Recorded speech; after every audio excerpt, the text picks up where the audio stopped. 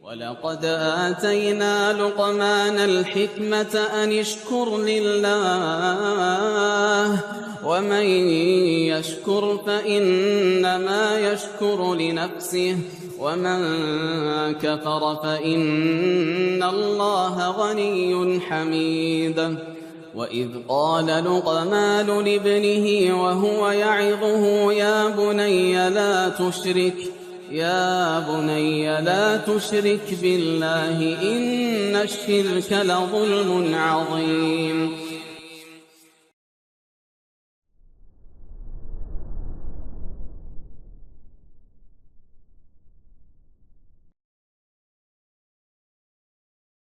Assalamualaikum warahmatullahi wabarakatuh. Innal hamdalillah nahmaduhu wa nasta'inuhu wa nastaghfiruh wa na'udzu billahi min shururi anfusina wa sayyiati a'malina may yahdihillahu fala mudilla lahu wa may yudlil fala hadiya lahu. Asyhadu an la ilaha illallah wahdahu la syarika lahu wa asyhadu anna Muhammadan abduhu wa rasuluhu la nabiyya ba'dah. يا أيها الذين آمنوا اتقوا الله حق تقاته ولا تموتن إلا وأنتم مسلمون فإن أصدق الحديث كتاب الله وخير الهدي هدي محمد صلى الله عليه وسلم وشر الأمور محدثاتها وكل محدثة بدعة وكل بدعة ضلالة وكل ضلالة في النار. أما بعد. Allahumma inna nas'aluka ilman nafi'a wa rizqan tayyiba wa amalan mutaqabbala. Insyaallah kita akan mengkaji secara tematik suatu permasalahan berkaitan dengan hukuman dan ujian serta musibah yang menimpa manusia, khususnya seorang mukmin muslim,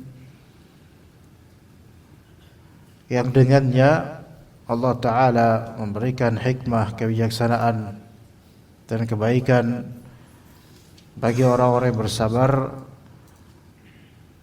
dan juga memberikan kepahitan bagi orang-orang yang tidak hendak bersabar. InsyaAllah di kajian ini kita bahas ini kenapa jemaah di sini kosongkan, kenapa? Subhanallah. Dingin kah? Kenapa digosongkan? Kenapa nanti yang datang belakang semua seolah ada ini masjid, semua tempat sama insyaallah, enggak ada syaitannya insyaallah. Kenapa dikosongkan?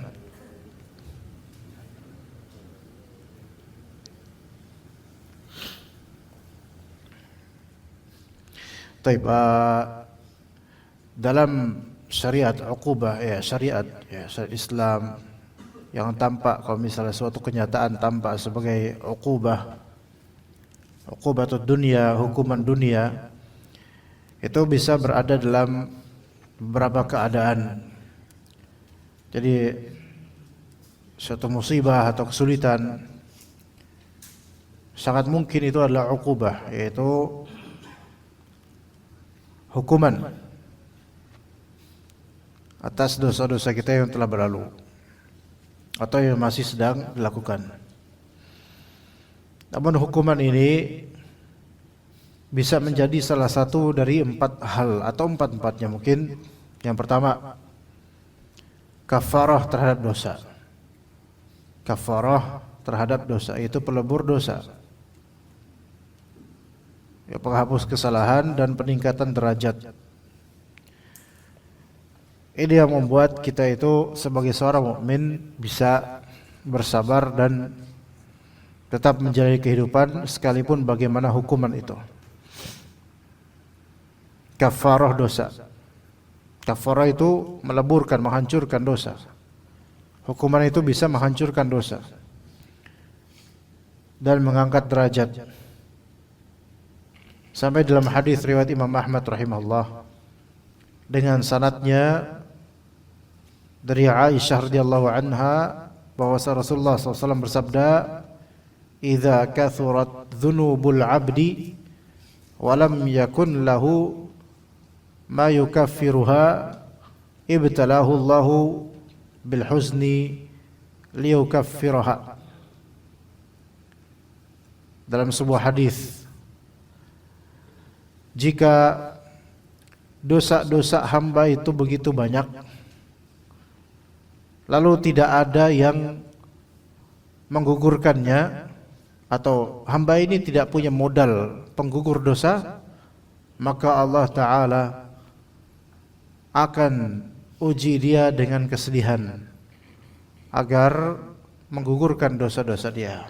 Gitu. Jadi hamba ini enggak punya amalan yang menggugurkan dosa, maka Allah Ta'ala berikan padanya al-bala, yaitu ibtalahu Allahu bil huzn.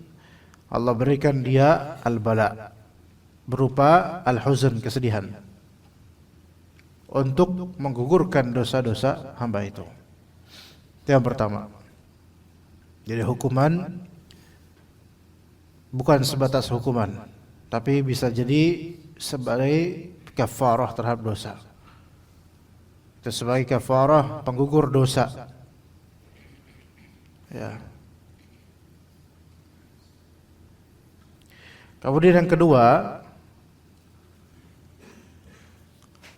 kedua, hukuman dunia itu sebagai warning dan education. Warning dan education. Apa itu warning education? Peringatan dan pendidikan.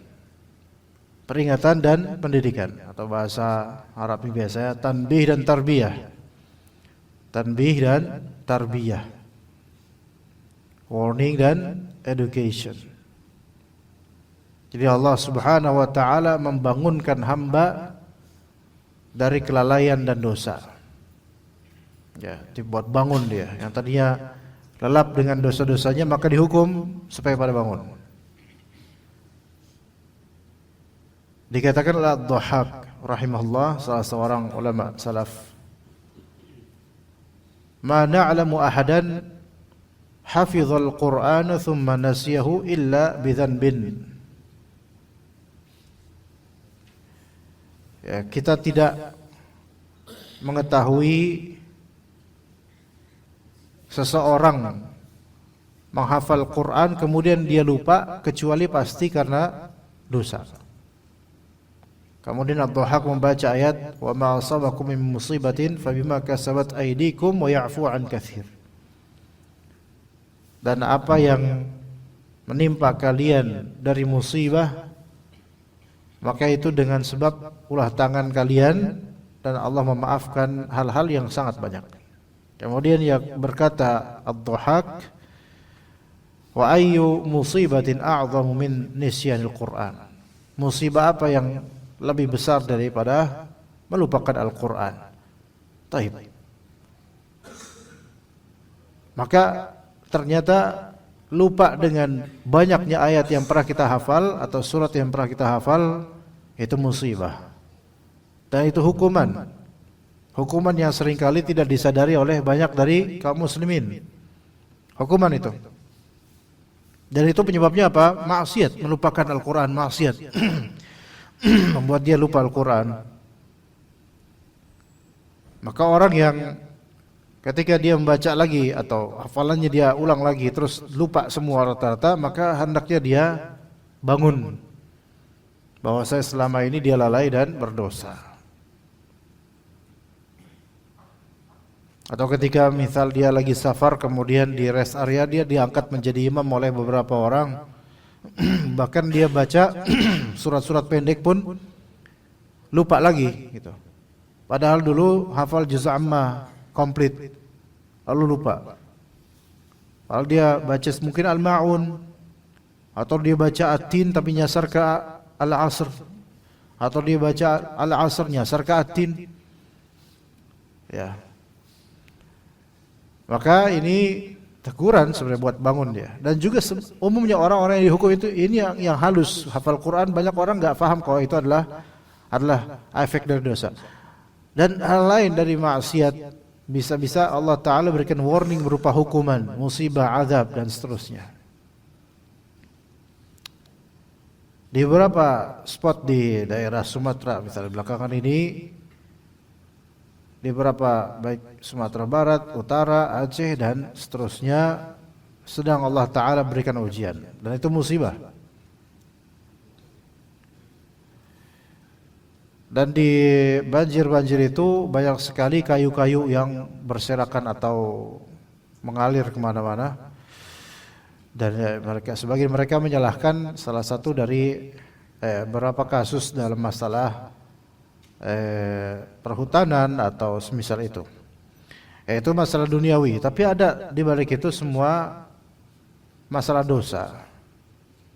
Jadi jangan hanya kita ke penguasa aja kita corongkan penyebab. Kadang-kadang penyebabnya juga kita semua, yaitu masyarakat. Ini sebagai warning dan education, yaitu sebagai tanbih dan tarbiyah, peringatan dan juga pendidikan. Karena orang yang selalu lalai itu berarti tidak terdidik.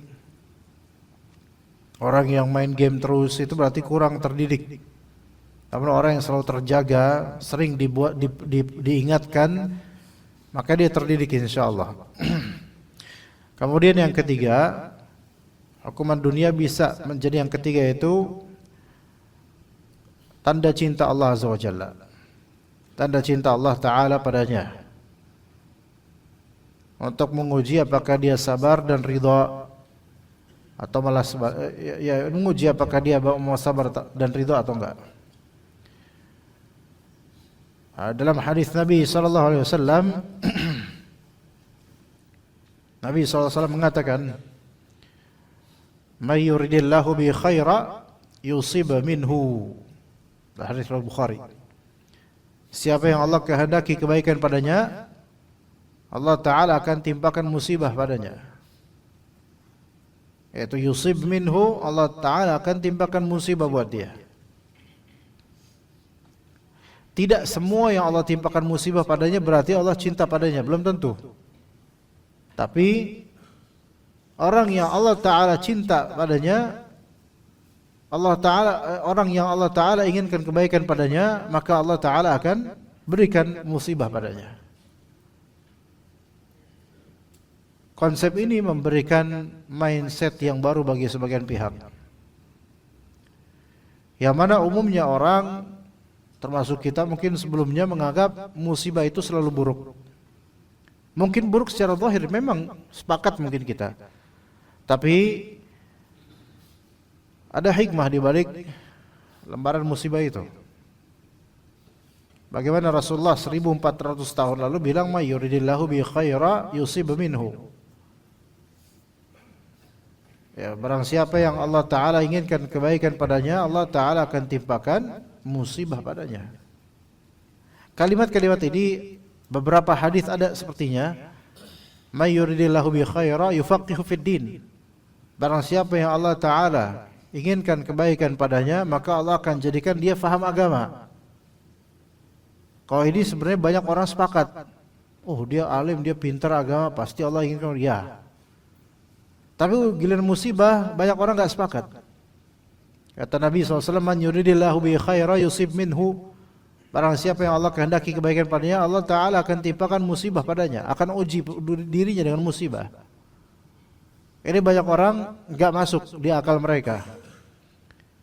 Padahal sebenarnya inilah realitanya. Namun tidak bisa dibalik.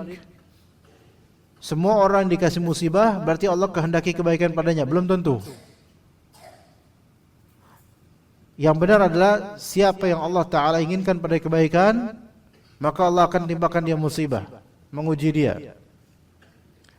Begitu. Dan ini tanda cinta Allah Azza wa Jalla, perhatian dari Allah Azza wa Jalla. Hadis lain yang menunjukkan semisal itu, hadis riwayat At-Tirmidzi dengan sanad hasan, "Inna 'idhamal jazaa'i ma'a 'idhamil bala." Sesungguhnya besarnya balasan selaras dengan besarnya ujian. Besarnya balasan selaras dengan besarnya ujian. Ya.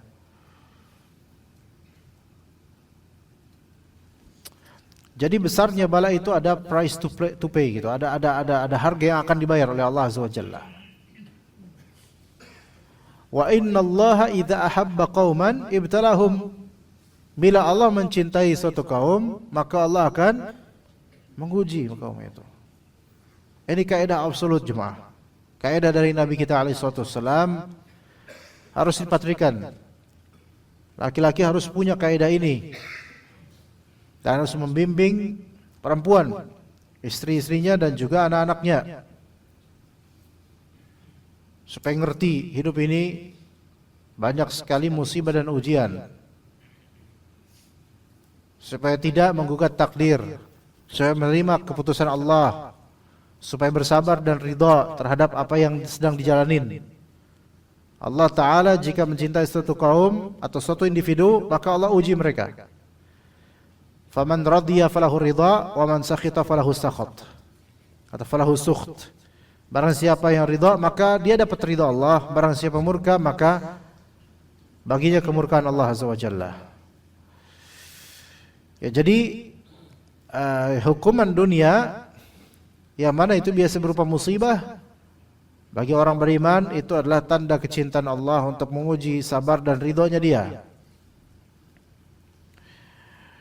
Kemudian ada versi keempat. Kalau tadi yang pertama apa? Hukuman dunia, hukuman duniawi ya, bukan hukuman akhirat. Kalau hukuman akhirat sudah maksimal, itu buruk sekali. Hukuman yaitu sebagai apa? Hukuman duniawi sebagai kafarah dosa, penggugur dosa. Kedua sebagai warning, peringatan dan juga pendidikan. Dan yang ketiga sebagai tanda kecintaan Allah. 1, 2, 3 ini insya Allah semua positif. Yang keempat hukuman murni, pure hukuman azab. Yang keempat ini pure hukuman, murni hukuman, khalas. Bisa jadi yang keempat murni hukuman. Dan ini adalah azab bagi orang yang berpaling dan membangkang. Dan ini azab. Jadi hukuman dunia itu azab buat dia yang tidak memberikan efek apa-apa pada dia selain kesengsaraan, khalas. Maka yang keempat ini, na'udzubillah min dzalik. Biasanya untuk orang yang kafir, orang musyrik, atau mungkin orang muslim yang tidak mengambil ibrah dan tidak punya sikap yang baik terhadap hukuman dan ujian. Jadi kalau yang pertama, yang kedua, yang ketiga, ini untuk orang beriman yang punya sikap yang benar terhadap ujian, insyaallah. Yaitu ujian buat atau musibah atau hukuman, walaupun dia dihukum, ya dia hukum. Karena setiap orang itu punya kesalahan, maka dia dihukum. Ternyata hukuman itu membuat dia gugur dosanya, membuat dia lebih terjaga dengan keagamaannya, dan membuat dia mendapatkan sinyal dari Allah Azza wa Jalla bahwasanya Allah Ta'ala mencintainya. Begitu. Maka lihat diri kita masing-masing, di mana ujian kita. Maka ujian itu bukan 1 atau 2 model, ratusan bahkan ribuan macam yang detail.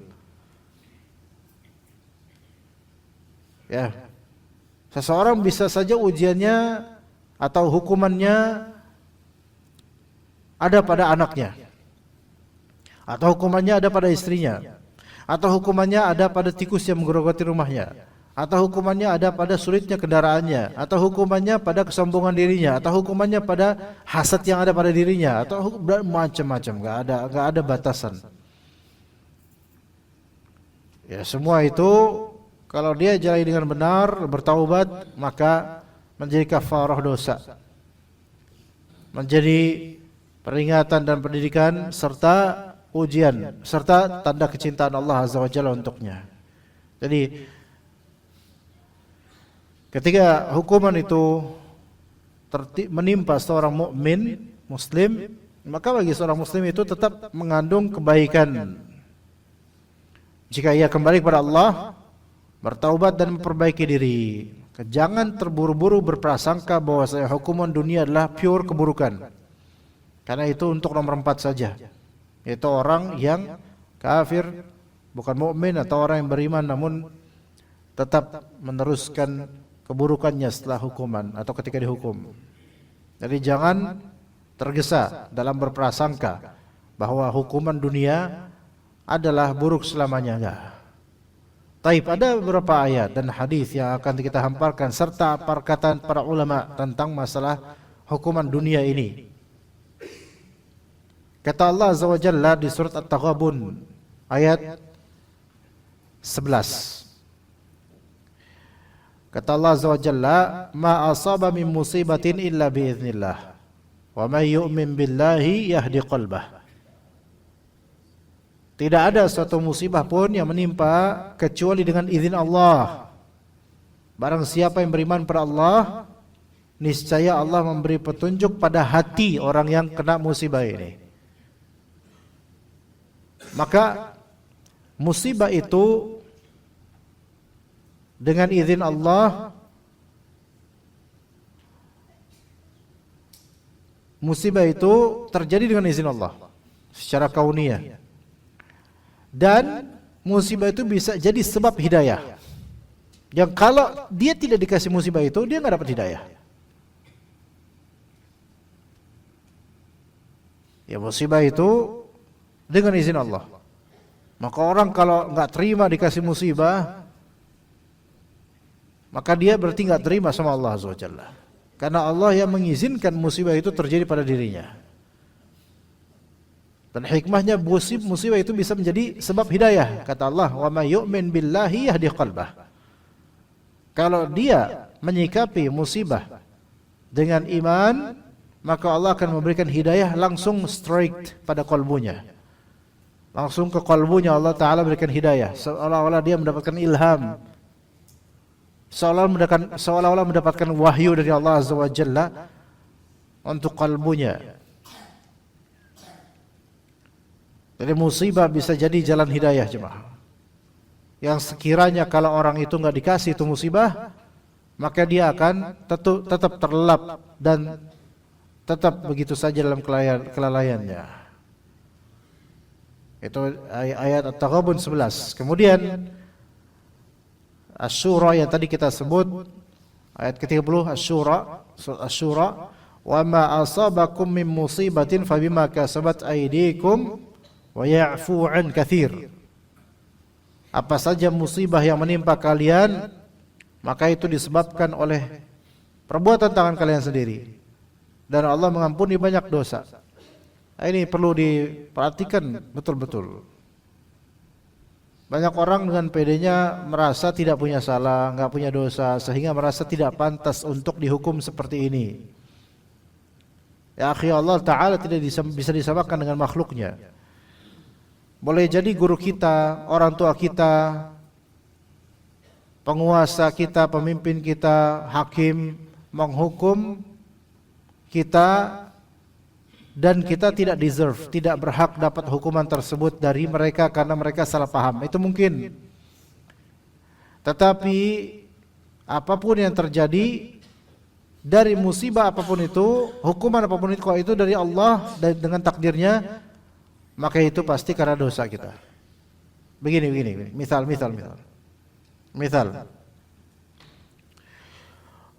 Kita misalnya, ya, kita nggak ngapa-ngapain, kita cuma dalam kehidupan bertetangga, ya, dalam kehidupan bertetangga, kita cuma buka warung kelontong kecil lah, gitu. Kita nggak ada salah padahal. Warung kelontong kecil biasa. Jualan sembako, jualan macam-macam yang hal-hal yang standar aja untuk rumah tangga. Ya, namun karena laku laris, tiba-tiba ada tetangga hasad. Ya. Kemudian akhirnya tetangga yang hasad itu menghukum kita dengan beberapa hal. Pertama, memberi kabar buruk tentang diri kita ke orang-orang, padahal kita nggak begitu. Fitnah, memberi fitnah. Satu. Terus kedua, menabur tanah kuburan tengah malam di tengah depan toko kita. Itu ngapain tuh coba? Tanah kuburan, Pak, yang ditaburin di depan toko kita, sehingga besok-besok kok terasa panas gitu kan? Ya, karena AC-nya mati. Ya. Dan seterusnya. Kita salah apa coba sama tuh orang? Enggak ada salah kita. Hanya itu orang hasad sama kita. Dia yang hasad, dia yang menghukum kita. Kita deserve nggak, berhak nggak mendapatkan hukuman dari orang ini? Berhak nggak? Nggak berhak. Karena kita nggak pernah misal sama dia. Ngapain dia hukum kita dengan cara seperti itu? Dia kan sedang menghukum kita. Lo dia yang hasad, dia yang hukum kita. Kita nggak berhak. Tapi itu dari segi manusia, dari segi objek manusianya kita nggak berhak. Oke? Tapi dari segi takdir, realita yang berlaku dalam suratan takdir di Lauh Mahfuz, kita berhak nggak dapat ini? Berhak. Kalau tinjauannya ke Allah dan takdirnya, berhak nggak kita? Berhak. Tapi kalau tinjauannya ke manusia yang menghukum kita, karena memang kita nggak salah, berhak nggak? Nggak berhak kita digituin. Gitu. Jadi treatment dari manusia berupa hukuman kepada kita bisa saja itu sebuah mistreatment, salah dalam memberikan hukuman pada kita. Tapi treatment dari Allah, perlakuan dari Allah kepada kita, maka tidak pernah salah, tidak pernah salah. Selalu Allah Ta'ala benar. Lah terus ini oke, tinjauan manusia saya, misal disantet, disihir, kemudian atau diribahi, difitnah, dan saya nggak ngapa-ngapain tuh orang. Iya betul, orang itu bakal berdosa. Dan mungkin pahala dia kelak di hari akhir akan ditransfer ke kita mungkin kalau Allah Ta'ala menghendaki kelak. Tapi jangan fokus di situ. Ketika antum dizalimi oleh siapapun, padahal antum enggak menzalimi, enggak melakukan apa yang buruk pada mereka, ketika antum dihukum oleh manusia manapun, padahal antum tidak berbuat salah pada mereka atau kan berbuat salah namun kadar hukumannya lebih besar daripada kesalahan antum, maka jangan fokus pada intiqam, dendam dan kepada orang itu, jangan fokus di situ. Fokusnya di mana? Muhasabah, karena ini semua apa? Dari Allah. Boleh jadi dosa lain bukan kepada orang itu. Kita pernah dosa di masa lalunya dulunya. Nah sekarang baru hukuman dari Allah Ta'ala melalui perantara orang itu. Gimana bisa connect ya antum? Cara berpikirnya gini. Antum connect? Ikhwan, Masya Allah. Nah ini connect kan nih? Si Jabir mana Jabir? Teman antum? Apa? Udah keluar karena sering diomongin di majelis atau gimana? Udah 2 tahun kayak nggak ngeliat Jabir. Pulang ke negaranya beliau, Masya Allah. Untuk ketemu Presiden Putin atau gimana? Baik. Nah, cara berpikir seperti teman-teman sekalian, ikhwan, yang harus dipatrikan seorang Muslim. Paling ini gampang difahami dan mudah dicerna, serta insya Allah gampang untuk ditelan oleh pemikiran kita, oleh hati kita. Ini pemikiran yang insya Allah meredakan dan menjawab banyak pertanyaan. Kita boleh jadi dizalimi oleh orang lain, tapi kejadian ini Allah Ta'ala tidak sedang menzalimi kita, melainkan menegur kita di sisi lainnya. Maka jangan fokus pada orang yang mistreatment pada kita, tapi fokuslah pada Allah Ta'ala yang bijaksana dalam memberikan ini semua. Begitu. Kebalikan manusia umumnya, mereka itu sebaliknya. Mereka itu malah justru fokus di orang yang menzalimi mereka dan tidak fokus pada muhasabah dan taubat pada Allah Subhanahu wa taala. Begitu, makanya enggak ngerasa bersalah, ngerasa dizalimin aja gitu jadinya. Ya, terutama ibu-ibu, ya. Amanya perempuan itu ngerasa playing victim, dizalimin aja, kayak dizalimin terus hidupnya.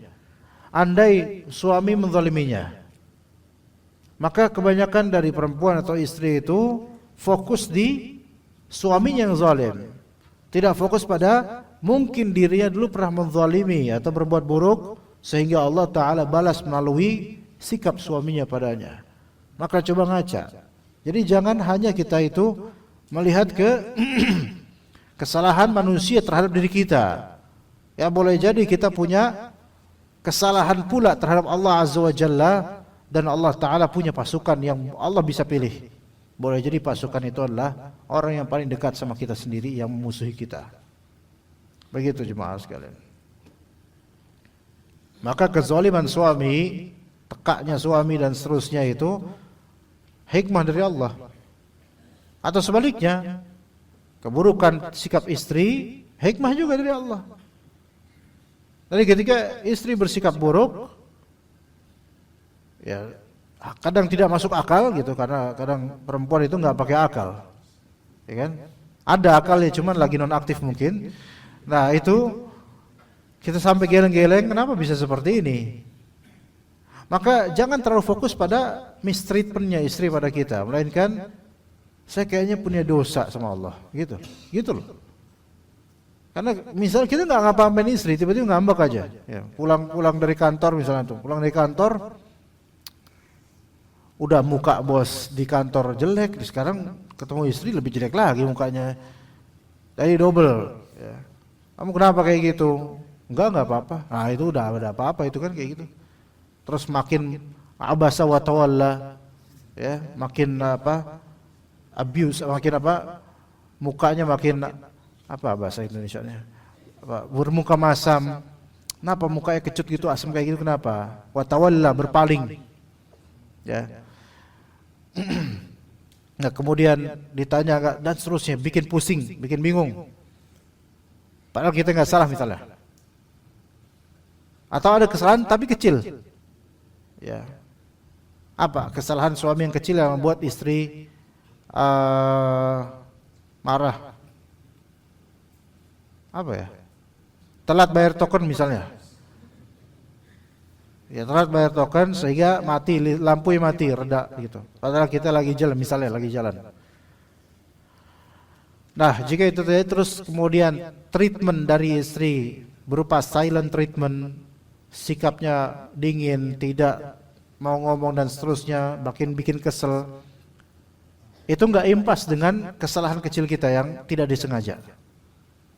Tapi boleh jadi itu adalah hukuman dari Allah Ta'ala terhadap dosa kita yang lain. Itu loh Pak. Ya, dan juga sebaliknya ya, untuk para istri, para perempuan. Nah, jadi apa musibah menimpa kalian, maka itu disebabkan oleh perbuatan tangan kalian, dan Allah mengampuni banyak hal, banyak dosa diampuni oleh Allah. Ayat ini menjamak dan menggabungkan antara dua sisi, yaitu satu sisi uqubah, yaitu hukuman karena dosa, dan tergabungkan dengannya yang kedua, yaitu sisi rahmat. Allah menghapus banyak dosa lain dan mengampuni. Asy-Syura 30, penting banget kaidah. Apa saja musibah yang menimpa kalian, maka itu disebabkan dosa kalian, dan Allah mengampuni banyak dosa. Ini sisi pertama, yaitu hukuman dosa. Sisi kedua yaitu rahmat, yaitu ampunan. Ketika kita dapat musibah atau hukuman, maka fikirkan begini konsepnya. Pertama, iya betul, ini hukuman dari Allah. Tapi sejatinya we deserve more. Kita itu sebenarnya lebih berhak mendapatkan hukuman lebih dari ini. Tapi Allah punya kaidah, wa ya'fu 'an katsir. Allah memaafkan banyak dari dosa-dosa kita. Jadi kalau misalnya semua dosa kita itu langsung Allah Ta'ala hukum, semuanya hukum, segera hukum ini, maka kita kelabakan. Sehingga sejatinya Allah Ta'ala menghukum kita untuk sebagian dosa aja. Sebagiannya, bahkan kebanyakannya itu Allah ignore atau Allah Ta'ala hapuskan. Allah Ta'ala ampuni, enggak dibalas, enggak dihukum. Begitu, saking Allah Ta'ala Rahim, Maha Pemurah. Ajaibnya sebagian orang tuh enggak ngerasa banyak dosa, enggak ngerasa dia berhak mendapatkan hukuman itu. Sebenarnya malah justru dia berhak mendapatkan lebih dari itu. Tapi karena Allah penyayang, Allah kasih sedikit aja, nih orang enggak bakal kuat dengan takaran hukuman yang lebih, udah segitu aja. Jadi Allah tidak akan membebani manusia di luar kemampuannya, enggak bakal membebani manusia di luar kemampuannya. Mampu. Ya, la yukallifullahu nafsan illa wus'aha. Allah tidak akan membebani suatu jiwa kecuali sekadar kemampuan dia. Allah Maha tahu seberapa mampu dia, karena ini makhluknya, ciptaannya. Ya, gitu.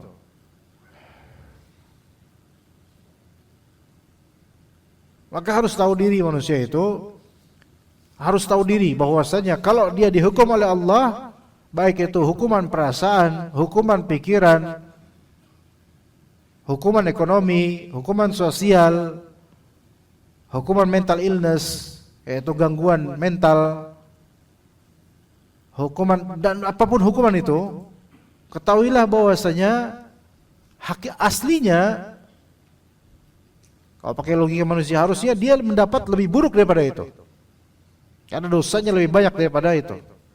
Harusnya lebih buruk itu. Cuma karena Allah Ta'ala Maha tahu kadar kemampuannya segitu, ya udah dikasih segitu.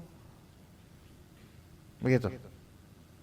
Karena dosa ini bisa lebih banyak daripada apa yang dia dihukumi gitu. Ya. Kemudian di antara ayat lain yang bisa kita ambil di surat Al-Baqarah tentu saja. Surat ayat yang masyhur berkaitan dengan al-bala ujian 155 Al-Baqarah sampai 157. Wala nabluwannakum bi syai'in minal khawfi wal ju'i wa naqsin minal amwali wal anfusi wath thamarat wa basyiris sabirin. Sungguh kami akan menguji kalian dengan dengan sedikit al-khauf, rasa takut, al-ju', rasa lapar, dan naqs, yaitu kekurangan harta, jiwa atau makanan, buah-buahan. Coba lihat di sini, kita udah pernah bahas ini. Allah Ta'ala uji bi syai'in, dengan syuwayya, dengan sedikit. Ujian yang sedikit, ini mensifati ujian dunia. Ujian dunia itu kecil, ujian dunia itu. Yang membesar-besarkannya itu lidah dan hati. Ya. Ujian dunia itu kalau dibandingkan dengan akhirat kecil, yang membuatnya besar kebanyakan ngomong, ya, dan tidak beriman.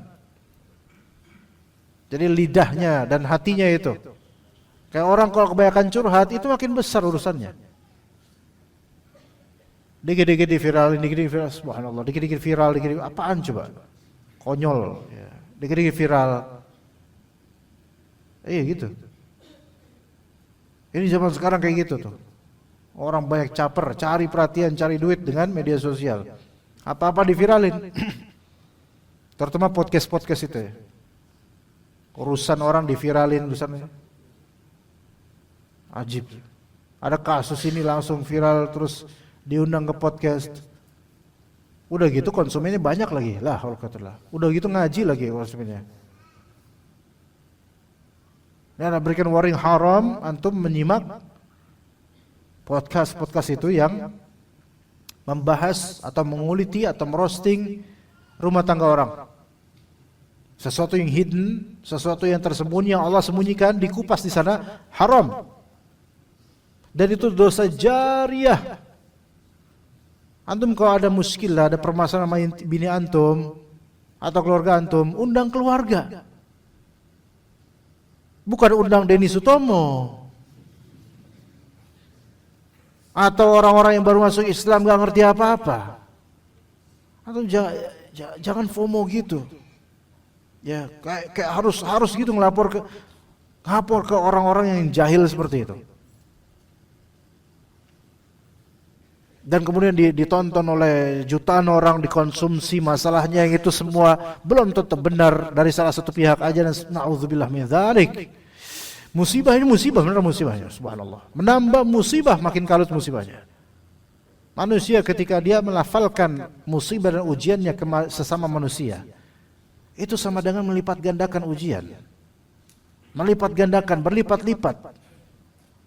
Jadi konsumsi para konsumen, jadi konsumsi para burung bangkai, burung pemakan bangkai, vultures, itu mereka yang suka makan bangkai, wartawan itu suka makan bangkai itu. Dan ini lebih buruk dari wartawan ini, para podcaster ini. Ada muskilah rumah tangga orang, ramai di media sosial, undang, buat dapat viewers, buat dapat duit, nyari makan itu orang. Makannya pakai apa? Bangkai semua tuh. Dan kemudian yang nonton juga makan bangkai sebenarnya. Karena nggak sekedar nonton, pasti ngobrolin dengan teman-temannya. Tadi aku sudah murojaah ke podcastnya itu. Musibah orang diomongin. La haula wala quwwata illa billah. Musibah pribadi orang yang harusnya di-hidden, yang harusnya ditutupin. Kita kalau maksiat, sendirian. Cuma Allah yang tahu. Kita malu harusnya. Maksiat sendirian nih, kita malu. Gak boleh kita ungkap ke orang. Yang kata Nabi SAW, kullu ummati mu'afan illal mujahirun. Setiap umatku akan dimaafkan kecuali orang-orang yang terang-terangan. Siapa itu yang terang-terangan ya Rasulullah? Yaitu orang-orang yang tadi malam, contohnya tadi malam bermaksiat, lalu Allah tutup maksiat dia, pagi harinya cerita dia sama temannya. Ini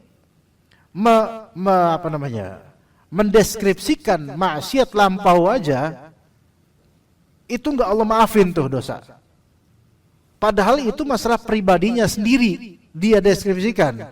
Lah ini masalah orang lain diumbar, itu lebih buruk lagi, Pak. Lebih buruk lagi. Enggak boleh, udah haram, itu haram. Bukan buat yang ngaji aja, buat seluruh kaum muslimin haram mengkonsumsi hal-hal seperti itu.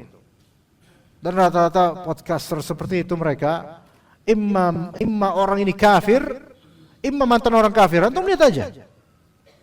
Ada nggak yang pure murni dari Islam, yang dari pesantren terus membahas hal-hal kayak gini podcast? Enggak, rata-rata imma orang kafir atau mantan orang kafir yang belum lama ngaji. Nah, coba cari aja podcaster mainstream itu. Dari bapaknya podcast, babunya podcast, ibunya podcast dan seterusnya. Terserah mau siapa namanya itu. Imma dia fasik atau kafir atau orang baru masuk Islam namun enggak berilmu. Terus cara ngomongnya juga kadang-kadang kasar dan seterusnya, atau mungkin halus tapi tetap aja banyak racun di dalam podcastnya. Maka ini nggak boleh. Musibah orang yang seharusnya disembunyikan dan kita doakan baik-baik, malah justru jadi santapan beracun. Dan di sini Allah belum bisa minal khauf. Kami akan menguji sedikit. Sebenarnya musibah dunia itu sedikit. Dari apa? Al-khauf. 3 kategori dia ayat ini. Al-khauf, al-ju', an-naqs. Al-khauf itu musibah kalau udah sampai hati, khauf, rasa takut, khawatir. Al-ju' musibah yang sampai ke perut doang. Naqs musibah yang sifatnya eksternal. Kalau antum lihat, al-khauf dan al-ju' itu internal. Rasa takut dan rasa lapar itu internal. Kalau misalnya naqs itu eksternal, kekurangan apa? Harta, itu kan bukan bagian dari diri kita. Kekurangan nyawa di sini maksudnya orang-orang anggota keluarga mati, maka itu bukan bagian dari tubuh kita. As-samarat, makanan, buah-buahan bukan dari tubuh kita. Allah Ta'ala dahulukan di sini musibah internal. Kami akan menguji kalian sedikit dari musibah internal dan musibah eksternal. Musibah internal, khauf dan ju', rasa takut dan kelaparan. Tapi dari 2 musibah internal ini, yang lebih didahulukan musibah internal kejiwaan dibandingkan musibah internal fisik. Musibah internal berkaitan dengan mental dan kejiwaan itu lebih besar dibandingkan musibah internal yang berkaitan dengan fisik. Khauf itu berkaitan dengan mental, fikiran. Kalau udah sampai syubhat, fikiran, mental, ini lebih besar musibahnya dibandingkan sebatas lapar. Karena lapar itu masih ke fisik. Ada nggak orang lapar tapi nggak punya pikiran? Tenang aja, banyak buktinya. Ana sekarang lapar. Dan juga sebagian dari antum. Tapi tetap aja enjoy. Alhamdulillah, karena nggak ada rasa takut. Toh nanti mudah-mudahan ada makanan, insya Allah. Anda pernah kajian kantor ikhwan? Kayak pekan kemarin deh. Itu kajian kantor di SCBD itu. Nah, kajian kantor. Ini ada meja kayak gini modelnya. Terus jemaah kan, jemaah kantor banyak itu. Laparnya minta, masya Allah laparnya itu. Anak padahal udah sempat beli roti terus ada makan, tapi tetap laparnya itu sampai suaranya besar itu. Itu anak kajian, isi kajian. Ini apa bunyi besar dia, bang, gitu kan katanya. Bunyi besar banget. Itu sampai jemaah yang di sini lagi lihat HP kayak gini, sampai dia langsung nengok saking kaget dengan panggilan alam ini, gitu. Subhanallah. Ya. Atau itu cerita doang. Tapi tetap lanjut kajiannya enggak kemudian anak berhenti kemudian astagfirullah, afwan ada makanan enggak kayak gitu. Ya. Jadi enggak ada rasa takut gitu. Jadi kalau misalnya lapar tapi kita enggak sampai ke mental kita lapar itu alhamdulillah. Karena kalau udah ujian itu sampai mental, sampai khauf, rasa takut internal dari segi jiwa, wah ini udah susah, berat. Ya, tapi berat-beratnya itu masih kecil kalau itu masih di dunia, masih kecil. Oke, 3 hal tadi al-khauf, al-ju', naqs, 3 hal tersebut. Bala dan ujian itu berkisar 3 itu aja. Bala, ujian berkisar 3 itu aja. Di zaman modern pun 3 itu aja ujian hidup. Semua ujian hidup 3 itu aja. Apapun coba apa? Penyakit masuk kemana itu? Orang kalau punya penyakit ujian betul. Tapi kalau dia nggak sampai al-khauf, nggak sampai ketakutan, nggak sampai trauma, itu alhamdulillah banget.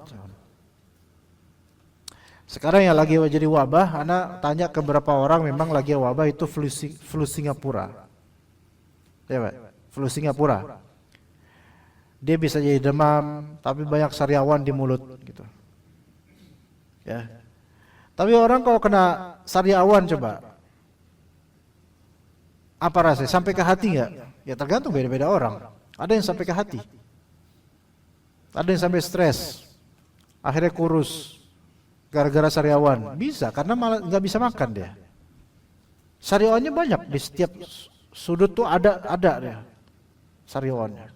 Nggak bisa makan. Kepikiran, stres sampai hati penyakitnya berarti. Tuh ada kayak gitu.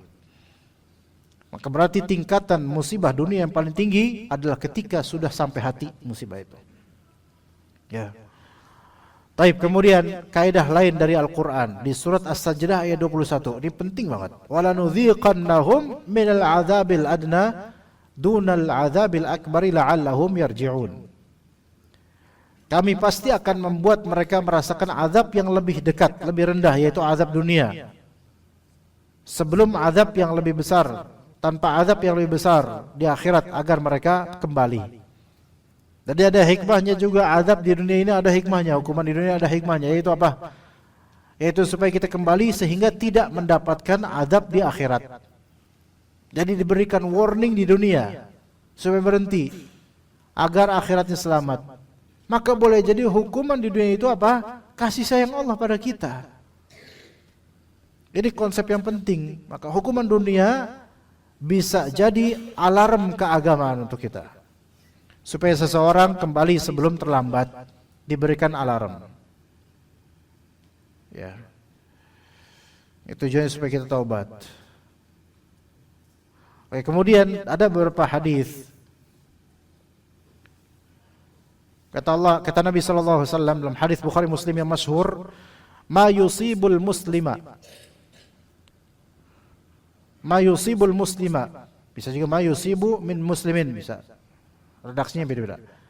Min nasabin, wala wasabin, wala hammin, wala huznin, wala adha, wala gham, hatta syaukati yushakuha, illa kafarallahu biha bin khatayah.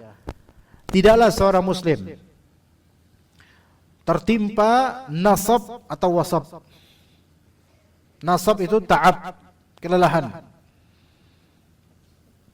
Wasab itu penyakit fisik yang terus menerus. Itu wasab. Bedanya nasab dengan wasab, nasab itu ta'ab sementara, lelah sementara. Wasab itu sakit yang ada sisi permanennya terus menerus, baik berat maupun kecil. Ya, nasab itu berarti apa? Lelah. Itu dapat pahala, lelahnya dapat pahala. Seorang muslim tertimpa lelah dapat pahala selama bukan karena maksiat ya, lelahnya. Karena banyak belajar gitu. Ya. Karena lelah. Maka itu dapat pahala. Nasab.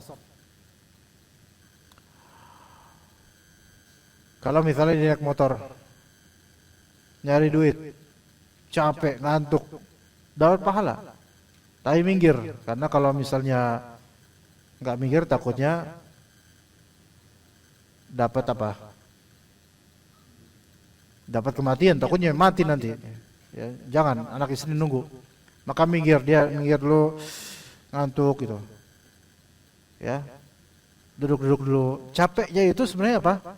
Dapat pahala selama dia tidak membuat kemungkaran. Tapi kalau dia berbuat kemungkaran, enggak dapat pahala. Capeknya enggak dapat pahala. Capeknya malah dosa.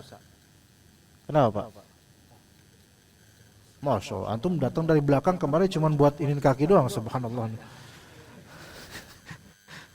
Oke, jangan di belakang Pak Rusli. Ya. Nah, dapat pahala kalau misalnya dia kena maksiat nggak dapat pahala. Antum pernah lihat nggak, ikhwan? Ada orang karena awam yang mudah-mudahan Allah maafkan ya, nyari nafkah tapi tidak dengan cara yang benar karena awam. Antum pernah nggak lihat lagi naik motor nih? Antum lihat ada boneka gede lagi tertunduk lesu di pinggir jalan. Pernah lihat? Anda pernah lihat? Jangan-jangan itu antum. Anda pernah lihat? Ya kita pernah lihat lah kayak gitu. Di pinggir jalan raya dia lagi kayak gini nih, duduk kayak gini gitu.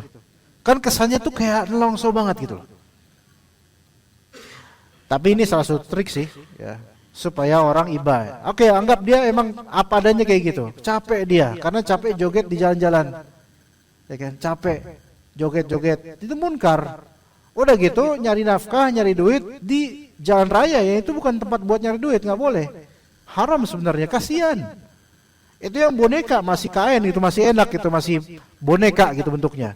Ada yang robot, Pak. Waduh, yang robot lebih-lebih itu. Harus kayak gini. Berat itu robot. Nggak tahu kalau diketok-ketok besi apa plastik, nggak tahu dah. Pokoknya berat itu. Plastik mungkin, kalau besi kayaknya nggak kuat itu. Iya. Power Rangers aja nggak pakai besi ya.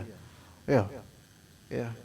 Antum kalau ngeliat film-film Jepang yang dulu yang kayak Ultraman atau apa ya, film apa, robo apa gitu, pokoknya gitulah, baja hitam atau apa gitu kan, ya kan, itu kan pas buka kepala apa sih yang kepala belalangnya itu kan, pasti lagi keringetan. Iya, capek loh kayak gitu, ya.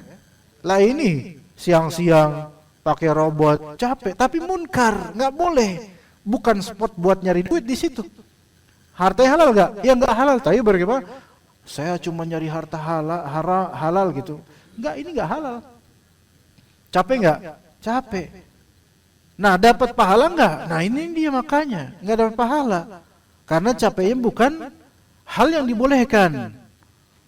Itu pentingnya ilmu jemaah. Bersyukur banget kita itu capeknya karena kita mengamalkan ilmu. Alhamdulillah banget. Oh iya. Datang jauh-jauh misalnya dari rumah ke isi kajian, bukan isi kajian, nyimak kajian di Al-Ikhlas misalnya, capek ya, terus habis itu tidur di kajian misalnya, capek, berjuang di situ, berjuang sampai hitam matanya tuh setengah di atas kayak gini nih, ustadznya digituin, diginiin, kayak diancam-ancam gitu, capek gitu kan, gini nih. Mau nunduk ragu, mau angkat ragu, jadi bingung kayak gini, kadang gini, gelombang gitu kadang. Giliran di hari Ustadz langsung gini terus manggut-manggut. Tuh, udah hafal banget orang kayak gitu tuh. Manggut-manggut kayak ngerti aja gitu. Terus habis itu manggut-manggut terus belaga nulis gitu. Gitu. Nah, dia letih, capek, dia berjuang. Bener Pak, Anda ngerasain juga kalau misalnya dengar apa khutbah Jumat, dengar apa kajian, memang betul mata itu kadang-kadang Masya Allah perlu perjuangan. Tapi ini nasab seperti ini, keletihan seperti ini, perjuangan seperti ini, ada pahalanya. Berjuang Pak, beneran berjuang beneran kayak gini kayak gini dari awal sampai akhir. Kayak gini. Ya. Dibangunin. Bangun, udah selesai kajiannya, masih aja gitu. Cara bangunnya, man rabbuk, baru bangun dia tuh. Siapa Tuhanmu? Nah, ini berpahala jemaah. Kalau dia menahan letih itu berpahala. Karena Allah gitu. Bukan karena kemungkaran. wala wasabin, penyakit yang terus menerus. Apa yang usia sudah senja misalnya, ada wasab, dia punya wasab, punya penyakit yang terus menerus. Itu berpahala itu penyakit.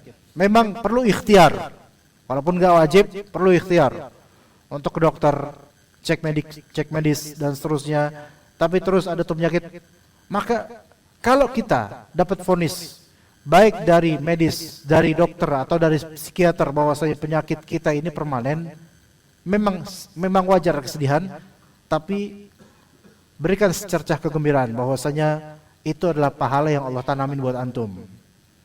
Pahala yang Allah tanamin secara permanen buat antum. Walaupun kadang antum nggak sabar, tapi tetap ada pahalanya. Karena tidak disyaratkan di hadis ini, tidak disyaratkan harus sabar baru dapat pahala. Yang nggak sabar pun tetap dapat pahala. Karena kriteria syaratnya di sini apa? Yaitu cuma apa? Satu, Muslim dia. Cukup dia menjadi Islam. Cukup dia menjadi Muslim, dapat apapun dari musibah ini, kecil atau besar, maka pahala itu ada. Nah, wasab ini adalah hal yang permanen dari kesulitan dirinya, baik psikis maupun fisik. Begitu. Ada penyakit fisik yang permanen, ada penyakit psikis yang permanen ada. Ya. Maka semua ini dapat pahala. Ya. Wala hammin wala huznin. Atau ham, gundah. Ham itu adalah keinginan akan sesuatu di masa depan yang pikiran buat dia. Maka ini dapat pahala. Kegalauan akan masa depan dapat pahala. Gham atau huzn atau hazan itu adalah kesedihan akan masa lalu, kehilangan sesuatu dan seterusnya, maka ini juga dapat pahala. Wala adza, rintangan, gangguan kecil ataupun besar, itu semua dapat pahala. Lagi mau ke kajian, tiba-tiba ban bocor. Lagi mau kajian, di tengah jalan tiba-tiba bensin habis. Subuh lagi. Masya Allah, belum subuh. Ini motor, ya bensin habis. Ya motor dibawa gitu kan, jam 3:30 misalnya. Kemudian ada security ngeliatin gitu, kita diem aja gini. Dicurigai sama orang, motor siapa tuh pak? Motor saya. Kenapa di ini? Bensinnya habis. Ya. Terus muka antum juga muka yang agak-agak gimana gitu, orang jadi curiga gitu kan. Coba saya periksa pak KTP-nya, saya periksa. Lah mau siapa yang mau polisi sih periksa gitu kan. Ini motor saya mau kajian gitu kan.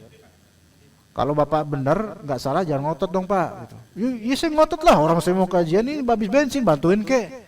Bukan malah akhirnya dikasusin, ditahan, kemudian dipanggil warga. Di sini lagi banyak kehilangan motor pak, jangan-jangan bapak pelakunya. Ya Allah gitu kan. Apa enggak ngelihat jenggot saya gitu kan? Ditarik jenggotnya, beneran palsu apa beneran nih gitu kan? Beneran. Tapi pada aja hujan kayak gini kan bisa aja terjadi.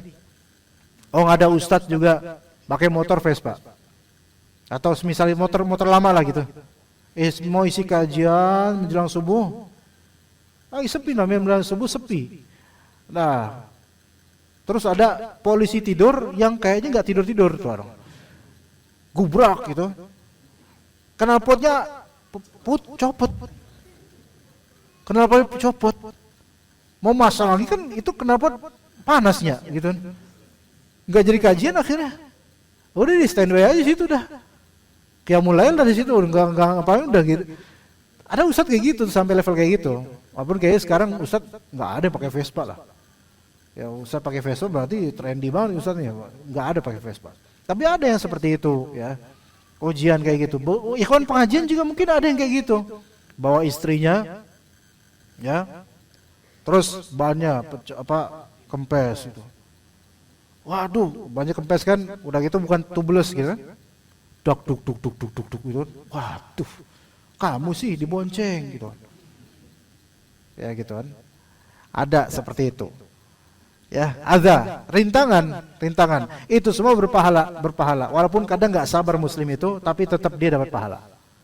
Kemudian gham. Gham yaitu kesusahan apapun itu, yang kesusahan yang sampai pikiran, itu semua dapat pahala bagi pelakunya, bagi orang muslim ini. Hatta syaukati yushakuha. Bahkan duri yang menusuknya. Duri yang menusuknya. Paku payung, duri kecil, atau dia ada lebah nusuk dia, tawon dan semisalnya, itu Allah hapus dengan itu sebagian dosa-dosanya. Begitu. Teringat Anda pernah isi kajian di Pekalongan atau Tegal gitu, Anda lupa. Kalau nggak Pekalongan, Tegal. Lagi isi kajian para santri gitu. Kayak gini, tiba-tiba ada lebah, tawon yang warna hitam, terus belakang itu ada hitam putih, hitam kuning itu. Spesies apa pokoknya agak gede. Dia mendekat sini. Waduh, ini kalau diantup asik ini kayak ini. Ya. Nah, terus dia menuju tangan Ana gitu kan, Ana menghindar tapi dia nyari-nyari tangan Ana. Waduh, nyari masalah ini. Tapi Ana lagi isi kajian, kayak gini lagi isi kajian. Harus tetap fokus isi kajian, kalimat nggak boleh berubah-ubah, nggak boleh ngaco itu kalimatnya. Tapi panik juga ini sama tawon ini, ngajar-ngajar. Terus tiba-tiba dia ternyata sedang sekarat gitu loh. Sedang sekarat, terus mati. Matinya gini, rebahan gitu. Rebahan terus agak ngerucut gitu. Rebahan, lah. Mati sendiri dia, nggak Ana apa-apain. Gitu. Tapi pas sambil lagi kajian ini, Ana mainin dikit lebahnya gitu, Ana mainin gitu. Ana kan asik tuh di bulunya kecil-kecil tuh. Ternyata dia emang punya anatomi tubuh yang memang membuat otomatis kalau dipencet apa maka bakal ngantuk gitu loh. Sakit banget itu. Jemaah bingung, apa? Ana diantuk lebah, kaget mereka. Lebah dari tadi kok ada lebah di situ? Iya, sakit terus. Mulai itu. Rasanya lumayan juga itu. Ada ikhwan datang, ustadz situ datang. Ustadz, mana coba lumayan? Ini. Oh, ini bisa seminggu, Ustadz. Ya Allah, seminggu. Ini kan udah mati dia. Enggak, udah mati tapi racunnya tetap bisa seminggu, bengkak gede, Ustadz. Waduh. Dikasih minyak sama dia kan. Insya Allah enggak apa-apa. Alhamdulillah 1 hari doang. Alhamdulillah. Enggak sampai seminggu. Alhamdulillah banget itu. Tapi itu dapat pahala enggak insya Allah? Dapat. Kan itu gham, sesuatu yang sakit wasab atau nasab sementara sakitnya. Dapat pahala, itu dapat pahala. Waktu Ana sama teman-teman di sini nih, sama teman-teman Al-Ikhlas, DKM dan teman-teman pergi ke Gunung Ujung Genteng, Sukabumi. Ya, ada pantai Ujung Genteng. Pantai tapi ujung genteng. Itu dikit lagi jatuh itu ujung genteng. Nah, ada kalau antum tahu namanya cacing laut, cacing pantai, cacing laut. Itu Anda juga tahu ada di antara nama cacing laut namanya bobit worm. Bobit worm. Itu biasanya dilihat di YouTube, di ujung genteng ada ngelihat. Dia tuh cacing, sebenarnya cacing. Kalau sore-sore itu keluar kadang-kadang. Nah, ujungnya itu kayak gini modelnya. Dia tuh modelnya ngambil, ngisep terus masukin gitu. Terus bodinya itu panjang banget dan ada kaki-kakinya. Itu sebagian orang nggak bakal betah ngeliatnya. Nah, Anda pegang itu langsung dengan tangan telanjang gini. Nah, pegang, dia ternyata punya tusukan-tusukan kecil duri-duri gitu. Itu kena, banyak anak kena duri. Itu sampai seminggu lebih, Pak. Rasanya itu sampai di dalam kulit masih renyem-renyem gimana gitu loh. Kalau bahasa Sunda itu sakit, bukan sakit ya, sakit gatal-gatal gitu dalam tuh. Kayak kita kena ulat bulu gitu loh modelnya. Tapi ini nggak sampai bentol-bentol, cuman di dalamnya itu kayak dalamnya sakit gatal. Nah, hal yang kayak gini aja, ini kalau muslim yang ngalamin, itu dia dapat pahala. Dia digugurkan dosa. Padahal kayak gitu doang loh. Gimana kalau misalnya levelnya lebih berat, ujian perasaan? Coba ujian perasaan gimana ya, Kon? Laki-laki dapat nggak ujian perasaan dari istrinya? Dapat, bisa. Contohnya apa? Mau nraktir istri misalnya. Itu dapat pahala nggak traktir istri? Dapat pahala. Oke, pas nraktir mau apa sayang? Terserah. Kayaknya ujiannya mau mulai nih ujian. Ya, terserah. Ini mulai nih tes ujian ini. Terserah nih udah mulai. Terserah sayang gitu. Oke. Itu mau nggak tuh coki-coki? Janganlah. Enggak. Katanya terserah. Es doger. Janganlah, jadul banget. Katanya terserah tadi. Apa dong? Dia terserah. Masih aja terserah. Kan muter-muter jadinya tuh. Apa dong? Wingko babat. Apaan sih itu katanya? Makanan apaan nama kayak gitu? Enggak mau. Kue pancong. Enggak mau. Nah, pasti dari tadi jadul amat gitu kan? Ongol-ongol masih. Iya, onde-onde. Yang ini apa yang modern gitu? Ya. Jadi bingung sendiri kan? Nah, bingung gitu apaan maunya terus apaan? Ternyata udah bebek kaleo, yang mahal maunya. Udah nggak apa-apa lah. Kesel-keselnya itu ada pengguguran dosa. Gitu. Jadi wahai para perempuan istri, sering-sering kayak gitu biar suami dapat pahala. Kayak gitu ya. Oke, tadi kita udah katakan, kata Nabi SAW, man yuridillahu bihi khaira yusib minhu, barang siapa yang Allah kehendaki kebaikan padanya, maka Allah akan menimpakan musibah kepadanya. Dan juga dalam hadis lain, dan ini terakhir insyaallah, supaya kita enggak putus asa sama Allah, begini kata Nabi SAW, idza aradallahu bi'abdihi khaira ajjala lahul 'uqubata fid dunya. Jika Allah menghendaki kebaikan pada seorang hamba, maka Allah segerakan hukuman di dunia buat dia. Gitu. Jadi kalau antum ngerasa sedang dihukum, itu bagus.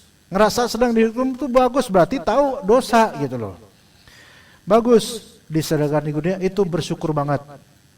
Ya, daripada dibiarin gitu aja sama Allah, ditelantarkan nanti di akhirat baru dihukum, jangan.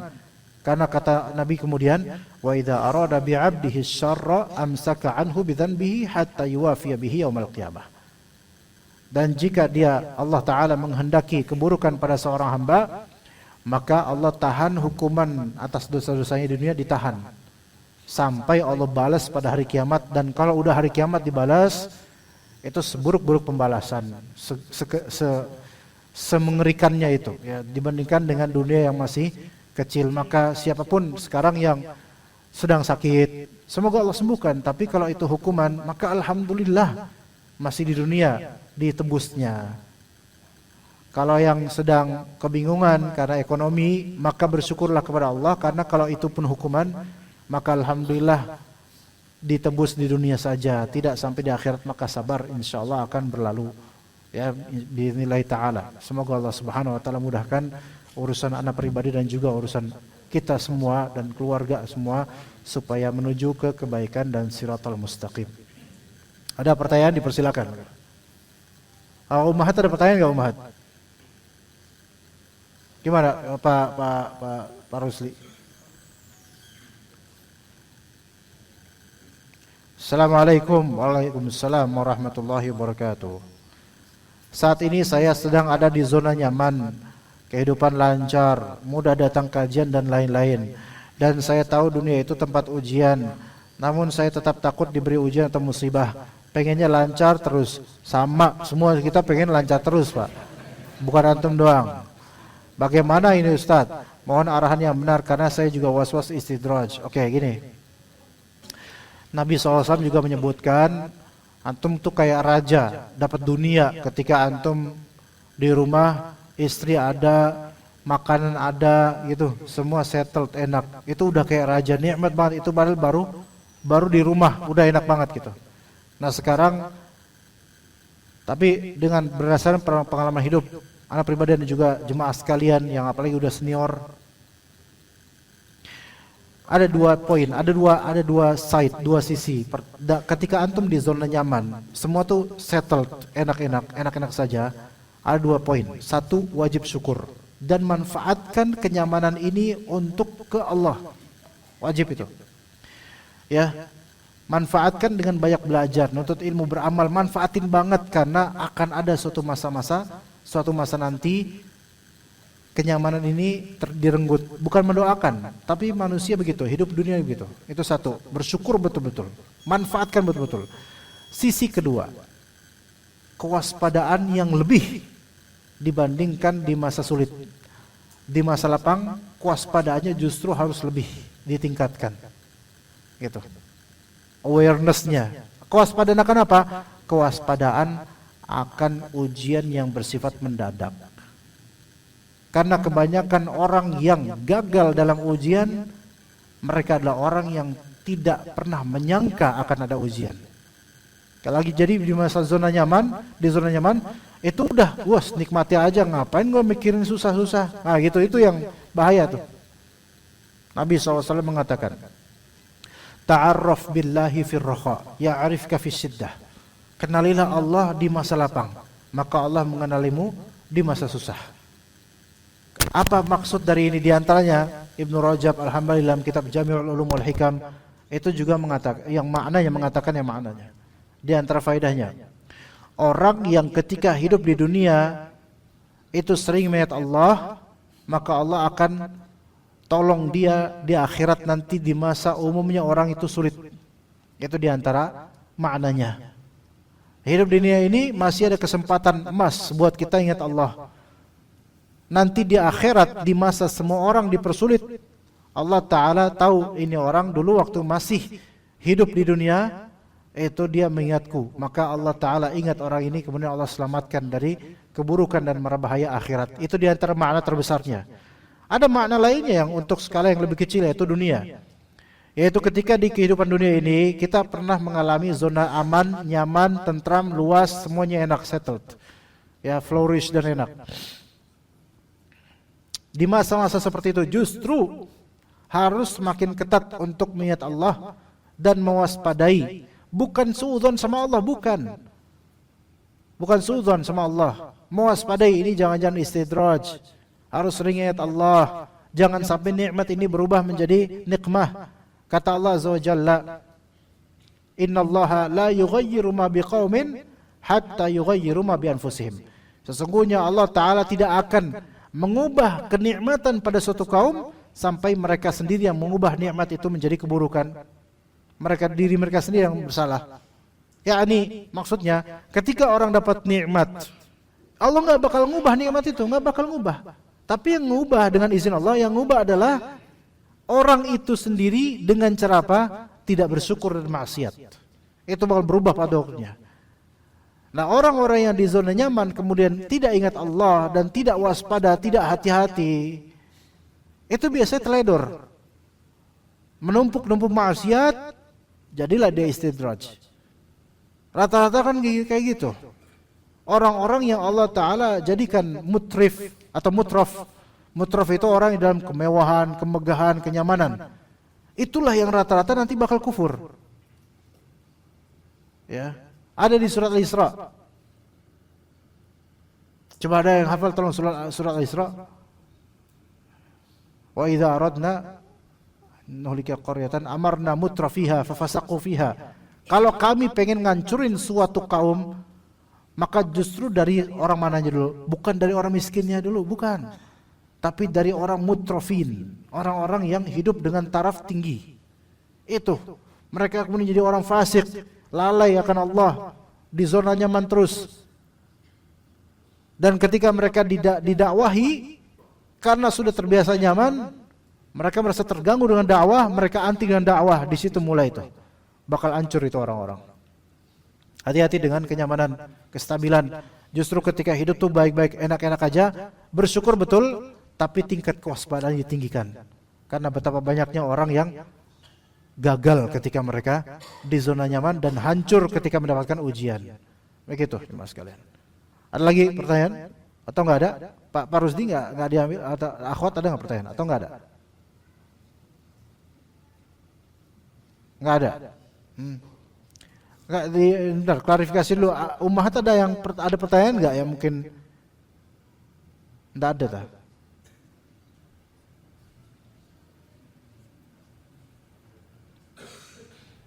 Pengurusnya mana tim ininya? Kajian sebesar ini harus settle timnya, jangan yatim kayak gini. Oh ya, fadal. Assalamualaikum warahmatullahi wabarakatuh. Iya.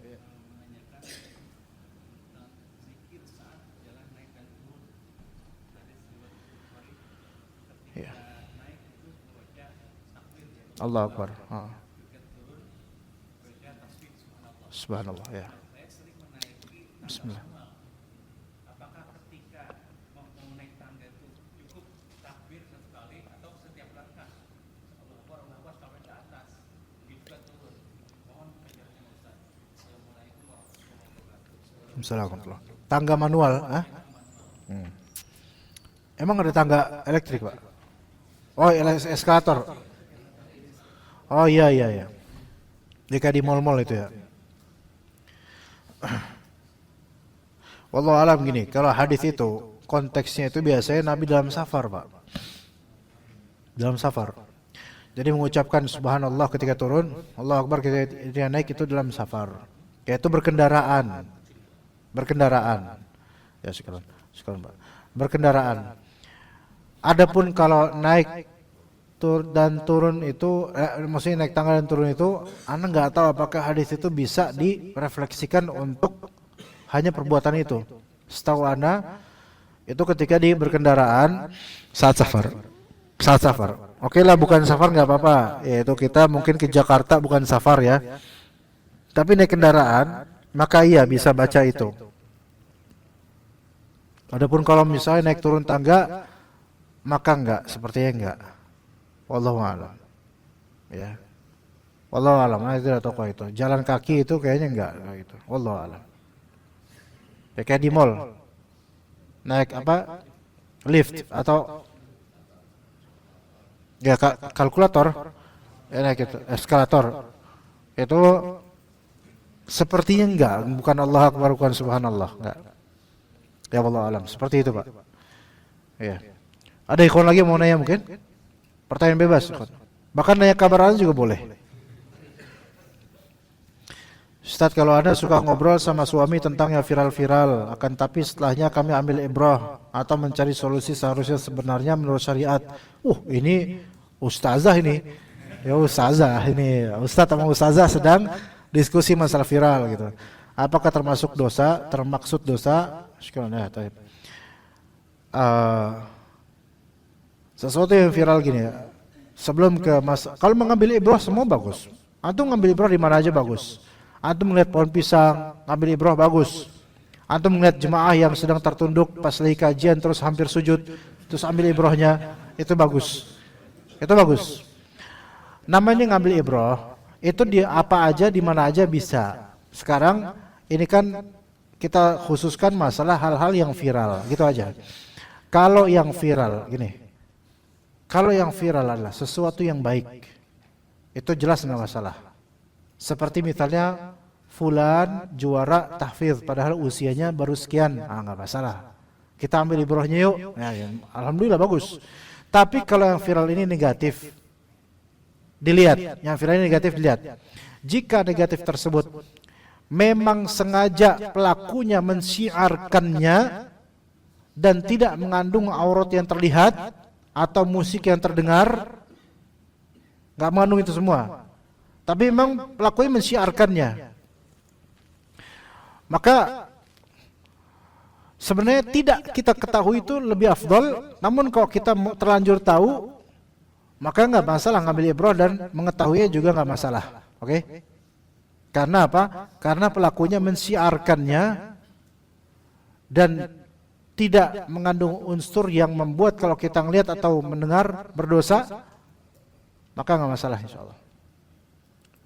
Tapi kalau pelakunya mensyiarkannya dan jika kita melihatnya dosa, mendengarnya dosa, walaupun itu viral, maka nggak boleh kita mendengar, nggak boleh kita melihat.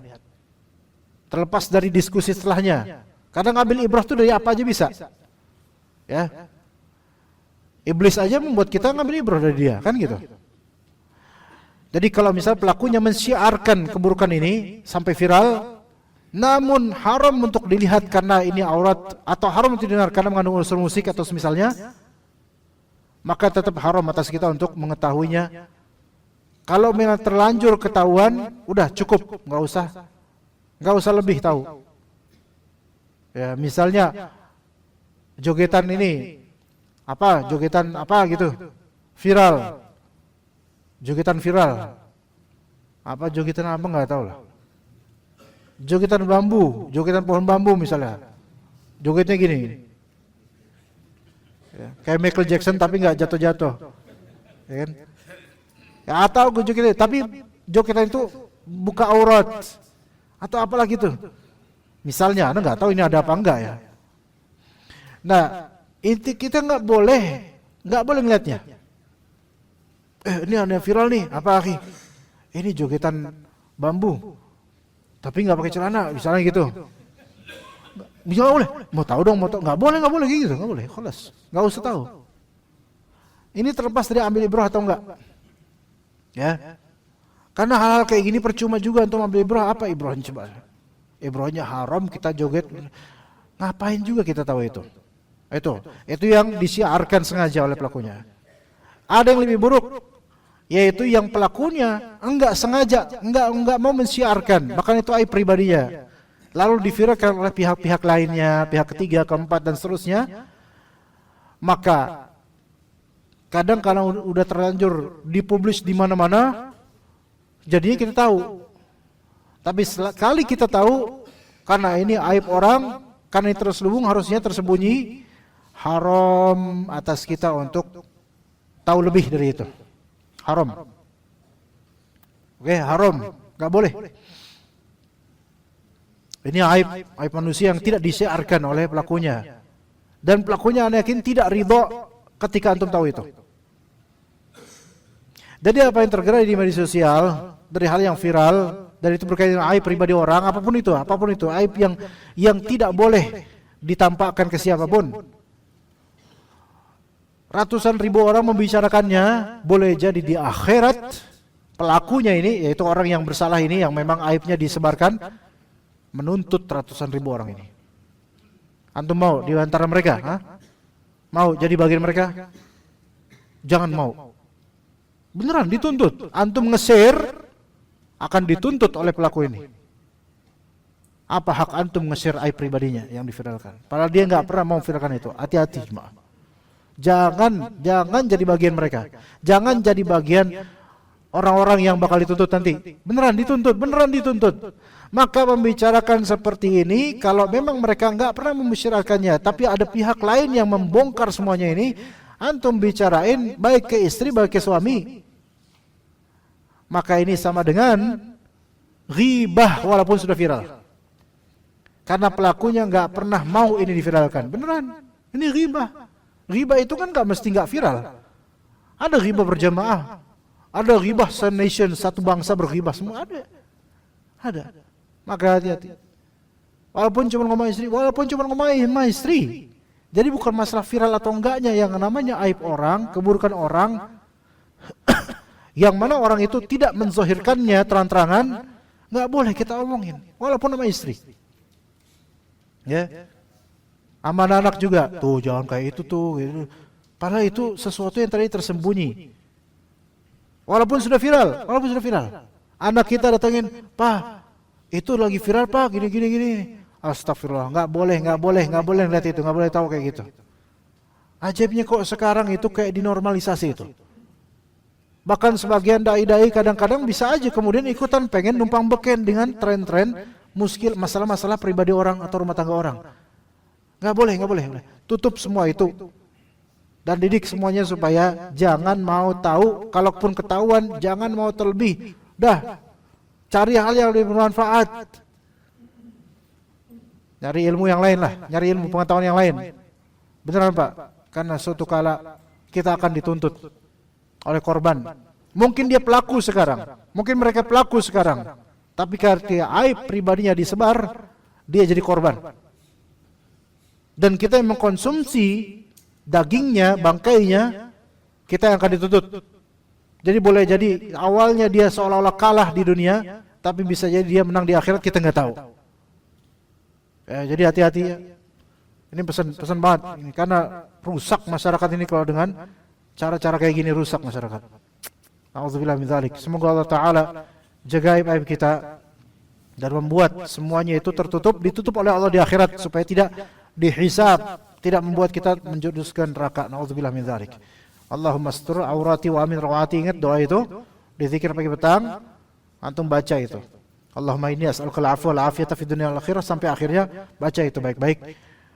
Kalau memang antum lagi sulit, lagi khawatir, lagi takut aib antum terbuka, baca juga doa itu kapanpun. Maka Allah Ta'ala akan jaga aib kita biidznillah ta'ala. Kita cukup sampai sini insyaallah. Barakallahu fikum jami'an. Wa sallallahu ala nabiyyina Muhammad wa ala alihi wa sahbihi ajma'in. Subhanakallahumma bihamdika asyhadu an la ilaha illa anta astaghfiruka wa atubu ilaik. Wassalamu alaikum warahmatullahi wabarakatuh.